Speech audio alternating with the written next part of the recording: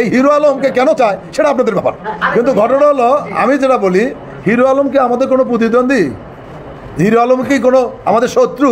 কেন হিরো আলমের উপরে আমরা আঘাত করবো? কী কারণে? ঘটনাটা কি? কোনো ঘটনাই নাই। আর এমন একটা সময় যেখানে এখানেও আমাদের কোনো লোকই থাকার কথা নাই, এবং আপনারা নিজেরাই সচক্ষে বলেছেন ওইখানে বিএনপির কোনো নেতাকর্মী ছিল না, কোনো নেতাকর্মী ছিল না। এখন বিএনপি নাম ব্যবহার করে, বিএনপি নামে চাঁদাবাজি করতে যে ধরা পড়েছে ছাত্রলীগ যুবলীগ, এখন তার জন্য তো বিএনপি দায়ী নয়।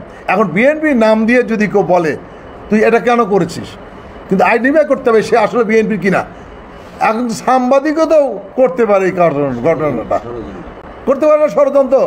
এই ষড়যন্ত্র হতে পারে, এবং আমার আর এক বন্ধু বলেছেন যে হ্যাঁ অবশ্যই অবশ্যই উন্মোচন, হ্যাঁ দলের চেয়ারম্যানের নাম ব্যবহার হচ্ছে এবং বিএনপিরও ইমেজের বিষয় আছে এখানে। কারণ এটা কিন্তু গণমাধ্যমে আপনারা নিশ্চয়ই জানেন যে হিরো আলম এমন একটা টপিক হয়ে গেছে গণমাধ্যমের, সব শ্রেণীর গণমাধ্যমে হিরো আলমকে চায়। অনেক জায়গায় দখল হচ্ছে, বিএনপির নাম ব্যবহার করে অনেক জায়গায় চাঁদাবাজি হচ্ছে।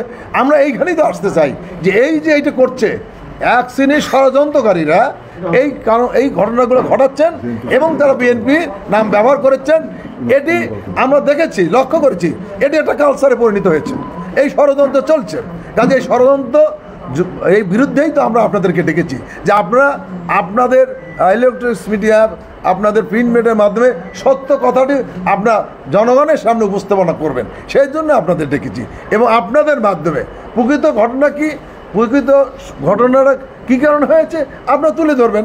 এবং এখানে যদি আপনারা কোনো অবস্থাতেই বিএনপি সংশ্লিষ্ট পান, অবশ্যই তাদের বিরুদ্ধে আমরা কঠিন ব্যবস্থা নেব।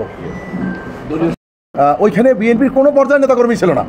কেউ যদি এটা করে তার দায়িত্ব তো তাদের, এবং আমরা তার তীব্র নিন্দা জানিয়েছি এবং ফিতা গলায় দিয়ে যারা বলেছে।